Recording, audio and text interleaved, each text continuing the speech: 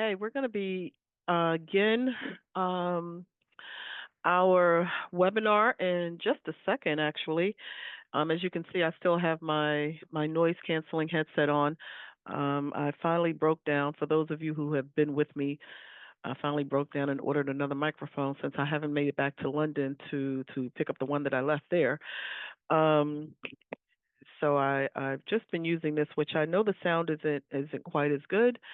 Um, but it does have the noise cancellation. So this will hopefully be our last day using them because good old Amazon Prime should have my new microphone delivered by tomorrow. Okay, now in the interest of time, starting on time, um, I'm going to jump right into what today's session is about. And for those of you who don't know me, my name is Arnitha Webb, a global lifestyle strategist and founder of RYL Abroad. If you have not already joined the community, it is free, currently free to join. Please hop over um, to the school SKOOL platform and search for RYL Abroad, Arnitha Webb RYL Abroad, and join us in the community there. We're all about location independence and financial stability in order for you to achieve that goal, that end to live location independent, and of course to carve out a international lifestyle for yourself. Okay, be it as a digital nomad or as an expat. Okay, um, I am going to go ahead and share screen. It's so new, and for any of you who ever started on a journey with getting information about a visa right when it's introduced, you already know that to just kind of be open to changes over the coming months. I actually uploaded a comparison table earlier this morning comparing the D7 to the D8. I've already made some changes to it. I did the document a couple of days ago and uploaded it, but I realized there was already a couple of changes for me to add to it.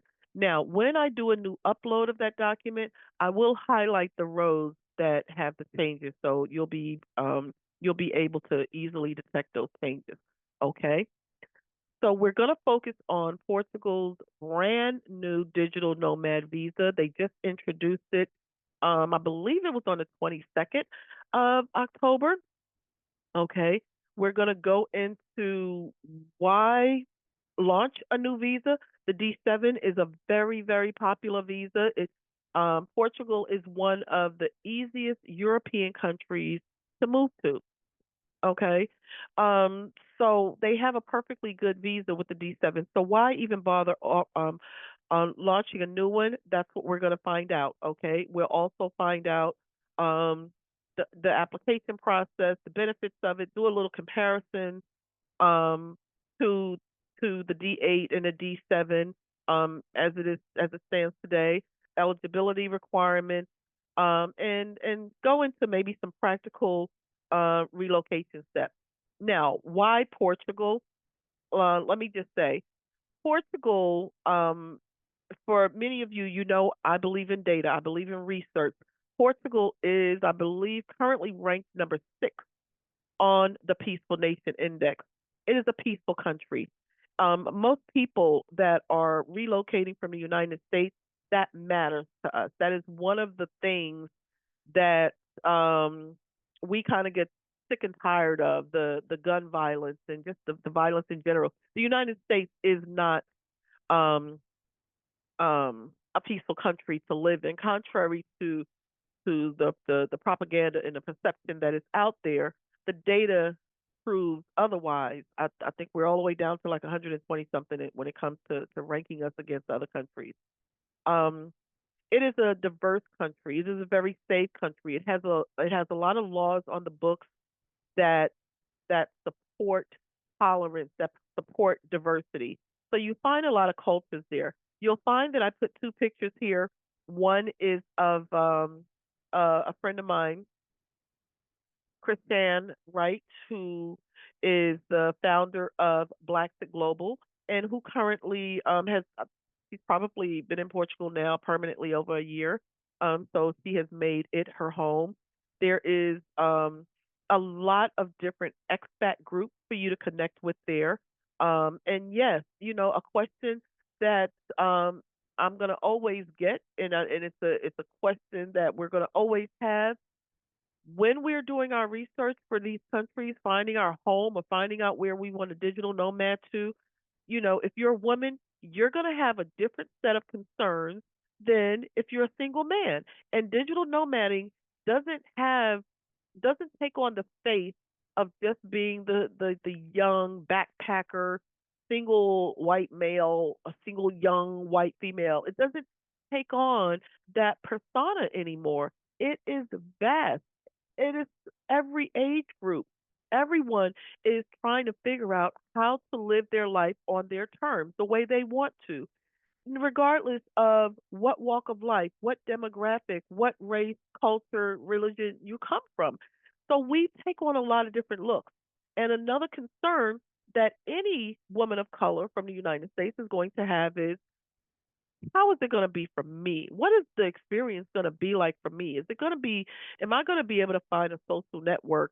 Am I going to be able to feel safe and comfortable in that country? Portugal happens to be one of those countries that I can say yes to, because I have a lot of clients there through international insurance. So why Portugal? Great cost of living, great tolerance, great um, intercultural experiences, easy to navigate, a great place to form your bonds. Okay, so yeah, okay, so we're gonna do an overview. I already mentioned this visa was introduced just a couple of weeks ago. Its focus, unlike the D7, is primarily for digital nomads. So the distinction that I want you to put in your mind off the top is that the D8 is for me if I am a remote worker, freelancer, I have a contract with a company, or I work with a company that does not mind if I am working from outside of my home country, i.e., the United States. That is what this D8 visa is for. That is what I want you to put front and center in your mind. Unlike the D7 has been in place for a long time, but it wasn't created for the remote worker. It wasn't created for the digital nomad. It primarily was for people who had um, a set income, pensioners, or people who can live off of dividends. Um, it wasn't, you didn't have to prove that you had a contract with the company. You didn't have to prove that you were working and earning income from a U.S. based company. Okay, that is a real distinction. I also put something else here, and I actually just added this to the chart that I'm uploading in the community. For the D7 visa, it's crucial to have proof of a local address before you apply. Okay, that is not the case when it comes to this brand new D8. Alrighty, because again, I think digital nomad for the D8. Think expat for the D7. Not to say that the residency pass, the citizenship pass, can't lead you to permanent residency. That's not why I'm asking you to make that distinction. I'm asking you to make the distinction because at the forefront of your initial process, your initial application process, some of the distinct differences kind of lean towards those who are expats, know they're going to be expats, have that set income, are not working with a company per se. Okay, it's going to be some distinctions, and that's going to you're going to understand why I'm pointing that out. Okay, now the benefits. Excuse me if you see me reach for a tissue. I have been suffering with allergies over the past week and taking allergy medication. 1 minute I'm running like a faucet, the next minute I'm congested. Okay, let's continue. Benefits of a D8. It does, just like the D7, it's that Schengen, that access to the Schengen countries, right? You can travel Europe so easily once you're over there on a visa. Once you have this visa, you can hop on the train, hop on a plane easily, and enjoy all of Europe while you're living in Portugal as a digital nomad. Housing, healthcare, daily expenses, all of those um, sorts of things. Of course, when it comes to your healthcare, if you're inside the RYL Abroad community, hey, you're gonna have access to your quotes, the best insurance plan, an insurance plan that is going to be easy for you um to keep control over as you're even moving around into other countries. The difference in getting your own individual plan as opposed to getting the plan from the country, the plan from the country is only going to cover you while you're in that country. Okay, click on the link from my website or what have you. Get your own plan, and this way, if you want to go over to Spain for a month, if you want to go to Prague for a month, you want to go over to London for a month, you can ensure that you are covered no matter where you are very easily. Just log into your portal and say, hey, I'm gonna be in London between these dates. That's it. Easy peasy. Okay. Portugal is known for its welcoming environment, robust healthcare. Yes, it does have a great healthcare system. I don't remember the exact ranking of where it stands globally on healthcare, but it's a great healthcare system, super affordable healthcare system. And when it comes to affordable lifestyle options, I'm going to say that Portugal, the country, gives you a lot of options and locations to stay in for an affordable lifestyle. Um, Living center Lisbon has not been so affordable lately. Okay, if you are thinking about long term making a real estate investment, we have seen real estate prices just skyrocket in Portugal. But we've also seen Portugal put a temporary freeze like on its golden visas to try to, rein in the investors and rein in its real estate market so that it doesn't become out of reach for its own citizens and for its locals. And I always commend countries that do that. Okay. That's something that we would never see in the United States. Okay.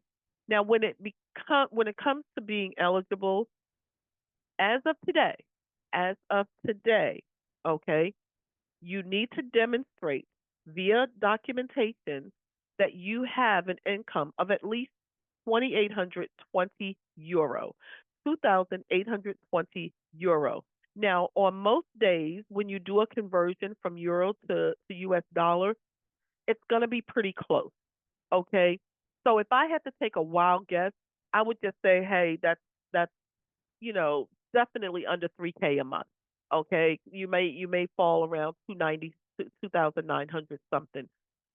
It's usually a very close dollar for dollar conversion rate, give or take some cents. So it's not like going to an Asian country where your US dollar is just gonna, quadruple, but but it's comparative. And then with the cost of things over there, like your housing, like your food, like your utilities, like your cell phone bill, that's where those of us from the United States, when we go to countries where the dollar is pretty close to the euro, where we end up still saving so much is because the cost of living is so much lower. Okay. Um, in showing your documentation, that's your threshold for your income, and that income has to be demonstrated via remote work or some sort of self-employment contract, some sort of ability to show in documentation that you have this amount of income coming in monthly. That's a distinct difference from the D7 because the D7 you don't have to show remote work income or any self-employment. That's not a criteria, whereas that is a criteria for this new D8 visa. Okay. Now, that documentation can come in the form of letters from your employer, any kind of contract, your bank statements, of course, your health insurance, of course, you have to show. You get that proof once you buy your plan through me. Your criminal background check, things that are normal for any country's visa. So none of this is going to stand out to you if you've already looked at visa requirements, right? The key thing is because it's digital nomad, and this also applies to a lot of countries that offer digital nomad specific visas. It has to you have to show letters. You're gonna have to prove that that the company knows you are in Portugal. Let me just state that as well, because sometimes people think they can get around that part of it, like they don't have to tell the company that they're working outside of the U.S. Um, Most companies have their security set up that once you cross over into another country, you're not even going to be able to access certain things, maybe in your platform that you're using for that job. So it's very difficult. It's very challenging, and I don't want to get into the discussions about going through VPNs and all this stuff, because I just believe, and I would always advise anyone that I am working with to just do things the right way. You'll never run into any issues when you just, look at what it is that you need, and work your checklist and do things the right way, and you never have to worry about um you just never have to worry, okay? So be prepared to get a letter from your employer so that the country knows, that the firm knows, the company knows that you're working in Portugal, okay? Um, let's keep it going. Duration and renewal options. Okay. So initially, you're going to be approved for a year, and you can keep this digital nomad going up to 5 years. And then it can lead to permanent residency after the fifth year. In that way, the D7 and the D8 is the same in a sense, okay? Because both can lead you to the permanent residency. So, unlike some countries, you don't have to forfeit the option of turning it into a permanent visa, a permanent residency, just because you started out with a digital nomad visa, which is really good. 4 steps to apply: of course, gathering your documentation, getting everything submitted. Here's the key thing: you can submit online, okay? And if we were doing a workshop on the D7, here's where some differences really start standing out. It starts standing out in how you walk through the visa process. So, the digital nomad, a huge highlight is making the application process so much easier and giving you the ability to apply online. Hallelujah to that. Okay. Um, Typical turnaround time is a couple of months. They just don't know why they can't slim that down. Okay. If I was to compare it to Spain's digital nomad visa, you probably can get your answer in 10 days in Spain. Okay. It's going to be a couple of months still, even with this brand new visa. It is what it is. That's all I can say. Okay. After approval, you head on over to Portugal and register yourself in the appropriate office there. You think about it, not bad at all, because you're doing all this without leaving home, without changing anything, and then after everything goes through, you head on over to Portugal. So this visa is going to be a game changer for a lot of people. A lot of people are going to go this route. Trust and believe. All right. When it comes to the fees, here's another thing that's very, very attractive. Okay. As you can see here, typically €83, what, around 87, $90 maybe. €83 for initial application, 72 for residency permit after you arrive. Okay, so you put the two of that together, you're still, you can safely say you're under $200 for the entire process. And again, they're going to give you a guesstimation of a couple of months to get this all turned around for you. Okay. Um, Let me just skip over this. I'll put this in the chat because yes, you can apply online. And again, that's a huge highlight. Huge highlight. Ah, let's talk about some fun stuff. Living in Portugal as a digital nomad. All right. Now, here's my disclaimer. Anytime I raise the word, the topic, or anything that has to do with taxes, I'm going to put a disclaimer on it. I am not a tax expert. We do have a tax expert that will give advice to people inside of RYL Abroad, an expat specialist, and oh, excuse me. And as a matter of fact, look before the end of 2024, we will be doing either putting up a video, just doing some kind of event with our tax expert. Okay. But here's what people want to know. They want to know a little bit, little something, something. Okay. So there is a flat 20% tax in Portugal. Okay.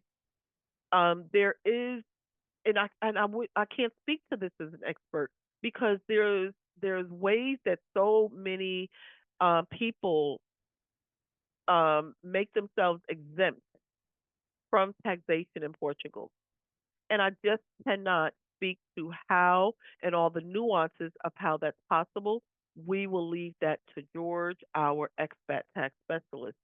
So I would say if you're looking at Portugal, if you're a U.S. citizen and you're seriously considering digital nomad visa or a D7 visa in Portugal, gather up your questions, submit them in the community.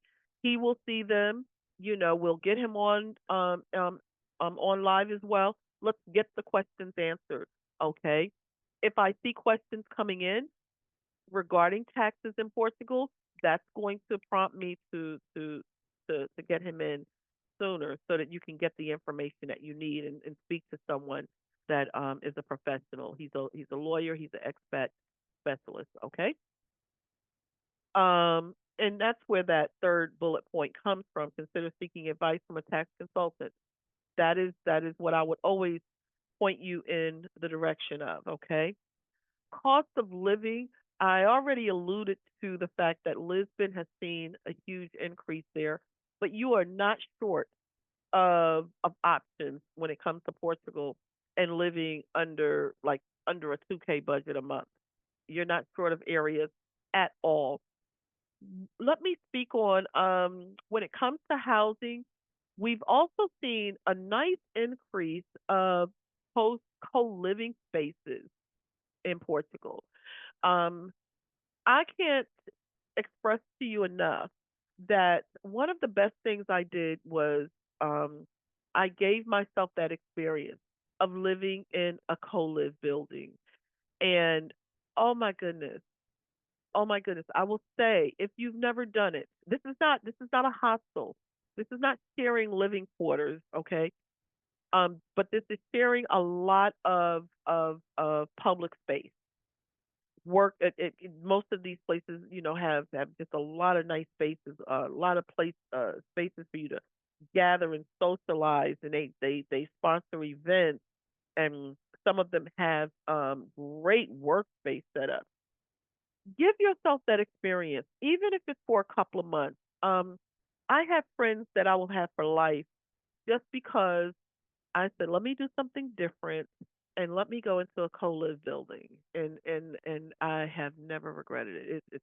It's an amazing experience, and we'll continue to put up in the RYL Abroad community, um, and I hope that you share when you run across great resources. Please share it in the community, and we'll start putting up more living options when it comes to Portugal. Not just Portugal, but we're focusing on Portugal right now. Okay, but RYL Abroad is a community. It's not the Arnitha show, so please, please put your resources, anything that you run across that you think others will be interested in. Healthcare, we already touched on, great healthcare system. Estimated monthly expense. Here, I'm showing you that a healthy budget of between 1,500 to 2,500 for a single person, depending on location and lifestyle. Okay, that's not to say that you can't go there and find somewhere cheaper. That's not what that's saying. Um, I kind of go from the range of wanting certain American comforts and standards, and I'm also thinking of not of the backpacker. I'm thinking of the mature person that you know perhaps is just used to certain accommodations. I'm going right in the middle there. Okay, when I say 1,500 to 2,500 is a nice little healthy range to be in when it comes to Portugal. Not to say you can't find accommodations lower, and definitely higher to your liking. Okay, let me come back, circle back to cultural adaptation. Language, of course, I find Portuguese to be a more challenging language than Catalan or Spanish. Okay, because I get this question a lot because I highlight Spain so much. Which let me go ahead and plug Spain 2025. If you haven't come aboard to travel with me, we'll be going to Barcelona, Seville, Madrid, Granada, Costa del Sol. You'll be able to see properties, understand how to buy properties there. Okay, that's my plug for Explore Spain 2025 in June. Okay. But I get this question a lot, and it's a question that you'll find anytime you're looking at this area of Europe. You'll have people ask, "Why Portugal over Spain? Why Spain over Portugal?" And I don't know that it is one over the other, because I can never really look at it in that way. Um, it's just a matter of where you're being called to be. Okay. Um, but if I had to just zero in on language, I would say that I personally find the Portuguese language just a little more challenging. But there are great resources out there to get yourself comfortable with being able to have, a general conversation in another language. So I would say, use those resources. Okay. Also, inside of the RYL Abroad Visa and Destination Guide is also a great resource. Cultural adaptation. I always want to say that we have to always be mindful that we are going into a different culture, a different country, and there are going to be a lot of nuances, a lot of differences. We're going to have good days, we're going to have bad days. I know that there are, um, some influencers and travel people out there and expats out there. They tend to put out all the good, all the good, as though life stops lifing. Okay, you are gonna have days where you're just gonna want to like, my God, I wish I could just go to Walmart. Like just enjoy some of the things that the habitual things that we just take for granted. Okay, and I will say to that, that's part of the growth. That's part of the experience of being in another country. And I would say go through it. Don't panic. Don't let it, get you out of sorts. It's it's part of the experience, and it's part of what, when you get to the other side of those times, that you find you just have um another layer of who you are is revealed to you. Um, it expands you. So, embrace all the cultural challenges that you'll have. Okay. Um, Of course, in any country, you're going to open up a local bank account. I offer Novo as one of the accounts here. You can open that up online. If you are going on the journey with me of launching digital income through digital products, you'll learn that I will talk about a few financial resources, Novo being one of them, so that we you can have your money easily accessible when you are making sales. Okay, but you will have a bank that you can walk into with this visa. Okay, when it comes to utilities, I would say find a place that has utilities included. That's not hard to do. I always try to stick with places that have utilities included. When it comes to your phone, Vodafone is your friend. Vodafone is your friend. They have wonderful plans. When it comes to especially your larger areas like Lisbon, you will just not have a shortage of co-work spaces. Okay. Typically in European countries, you're not going to have a shortage of of shared public spaces in general. This is what makes the experience outside of the US so so attractive to us, because in the US, what do? We go to work, we go home, we do the same things on Saturdays and Sundays unless there's a birthday or something, some kind of event. We're not getting together, and you leave the US not just for a 2-week vacation, because we're not those types of travelers. We slow travel, right?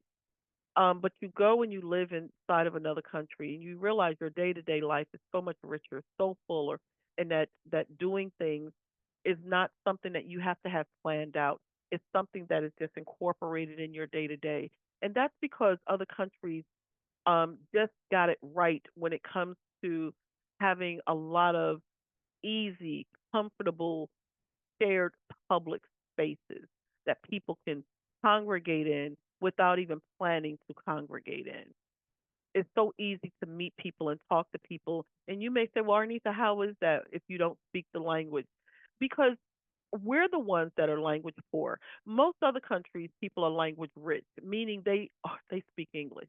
They speak two or more languages. We are the the culture of a singular language in most cases. Okay. Um, and I admire other countries for that. They're so more advanced in their ability to communicate than we are. Um, and so it really you won't be as challenged as you think. You really won't be. Okay. Oh, I got the website in there again. All righty.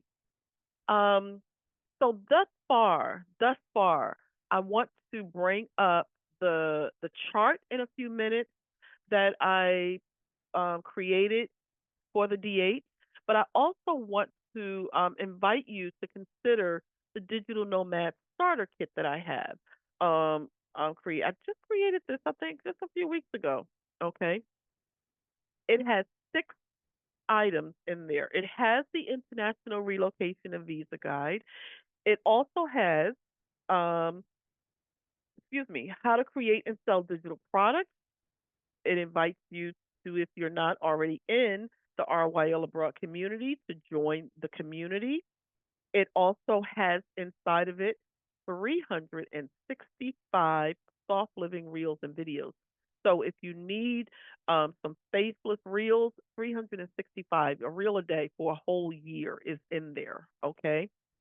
You have the RYL Abroad travel guide, and you have a checklist here of for the global healthcare system. All of that is packaged in there. Now, for you, okay, because this whole package is really only $47, but when you go in to get it, use the code GET20. Use the code GET20. Okay, and um let me put a link here in the chat. Okay. Give me a second because I don't have a moderator. There's the link to it. Here's the code that's going to give you a 20% discount. Okay. I also said that I was going to put this link here.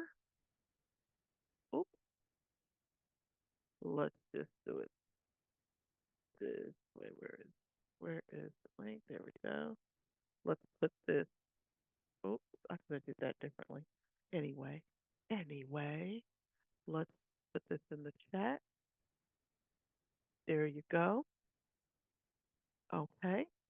Now I want to bounce over to we're doing okay on time. We're doing okay on time. Okay. Let me share screen. Oh, excuse me. Okay. So this is the chart, the very active chart, right? Comparing the D7 and D8.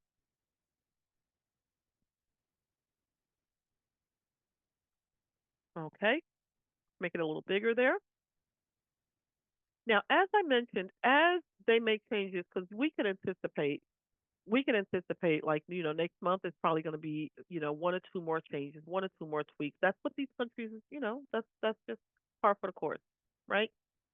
One of the things, so you have the purpose of each. Again, the D7 is primarily retirees, individuals with passive income, whereas that D8 is for workers. Okay. Eligibility, you're proving your passive income. Here in the D8, you're proving your work income. All right. Here's a distinct difference. I'm going to jump down. Well, actually, no, let me not jump down. Let's look at this income requirement because it is so different. Okay. Because for the D7, look at this. Um, um, you only have to prove 760, say $800 a month income. Okay. Very different from the D8. However, here is a really, really key difference. Okay.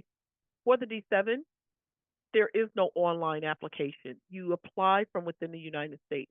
There's a little back and forth with the D7, so it's some travel. You're putting out some money before you get the process done with the D7. Whereas that D8, remember, you're not missing a beat. You're staying home. You're doing everything online. You get it, and then you make your plans to go. And you don't have to prove your address up front with the D8.